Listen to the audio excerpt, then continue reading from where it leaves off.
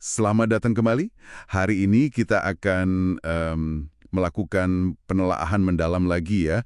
Kali ini dari buku 99 Negotiating Strategies, karya David Rosen. Ya, buku yang menarik itu. Betul. Kita fokus ke satu bab spesifik. Bab 68. Gold Plate the Target's Outcome for Consumption by the Target and Others. Judulnya agak teknis ya.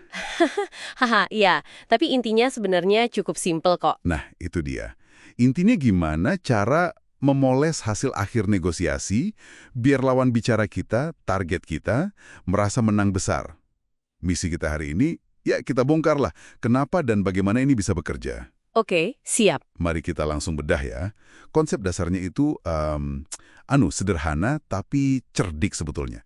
Jadi, setelah deal tercapai nih, Setelah tanda tangan, gitu ya? iya persis. Setelah itu, Anda secara sadar sedikit merendahkan keuntungan Anda sendiri. Mungkin bilang, wah saya dapatnya tipis banget nih. Oke. Terus? Sambil di saat yang sama, Anda melebih-lebihkan atau memuji hasil yang mereka dapat. Tujuannya yaitu tadi, biar mereka pulang dengan perasaan, wah puas banget gitu, merasa menang. Oke, menarik. Buku ini kasih contoh klasik yang kayaknya kita semua pernah dengar atau alami. Wiraniaga mobil. Ah iya, ini contoh bagus. Sering banget ya. Iya kan? Setelah negosiasi alot, deal harga, si Wiraniaga nyeletuk. Wah, Bapak Ibu jago banget negosiasinya. Saya dimarahin bos nih nanti kasih harga segini. Atau bilang, ini harga spesial banget loh khusus buat Bapak Ibu. Padahal mungkin, ya nggak juga. Betul. Padahal mungkin harganya ya sudah sesuai target mereka.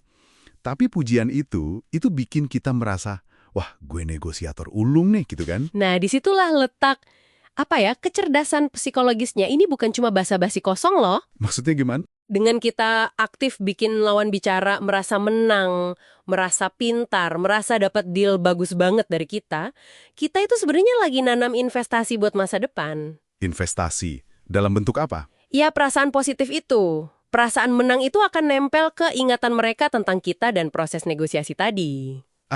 Jadi ini bukan cuma bikin senang sesaat. Buku ini juga bilang gitu. Kalau strategi memoles ini kan nggak ada biayanya. Maksudnya nggak keluar uang lagi, nggak ada konsesi tambahan di kertas. Tepat, nol biaya tambahan. Tapi potensi untungnya bisa besar dan jangka panjang. Apa aja tuh contoh untungnya? Macem-macem ya. Bisa jadi pihak lawan yang lagi happy itu secara sukarela ngasih kelonggaran kecil pas implementasi deal. Atau jadi lebih kooperatif lah. Masuk akal. Atau yang mungkin lebih penting, mereka jadi lebih, lebih terbuka dan positif buat negosiasi lagi sama kita nanti di lain waktu. Kita bangun fondasi hubungan yang lebih enak. Meskipun fondasinya sedikit dipoles tadi ya. Ya, bisa dibilang gitu. Ini kan soal mengelola persepsi mereka setelah deal. Jadi, ini semua intinya soal mengelola persepsi setelah negosiasi selesai ya. Setelah tinta kering, gitu. Fokusnya bukan cuma di angka akhir, tapi cerita setelahnya. Persis. Cerita yang mereka bawa pulang dan mungkin ceritakan ke orang lain juga. Lawan bicara yang merasa berhasil ngalahin kita atau dapat deal super bagus, kemungkinan besar mau balik lagi. Kenapa gitu? Mungkin pas negosiasi berikutnya, mereka datang dengan pede yang lebih tinggi, merasa udah tahu celah kita.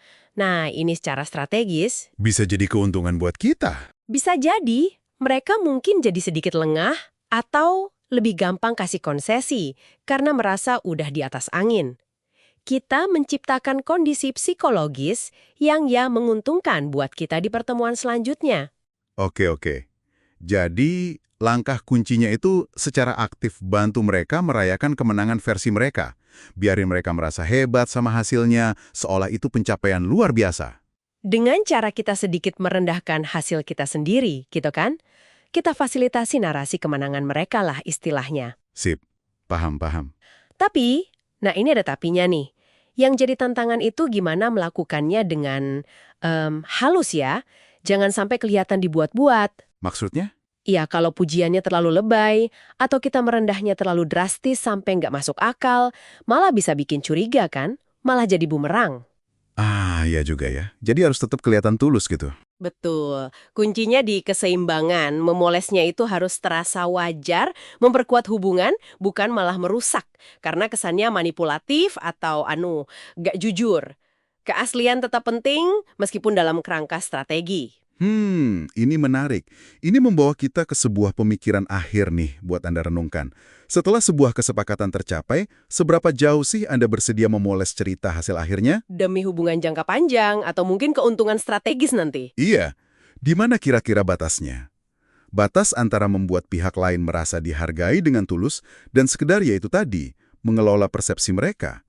Coba direnungkan ya. Sampai jumpa di penelaahan kita berikutnya.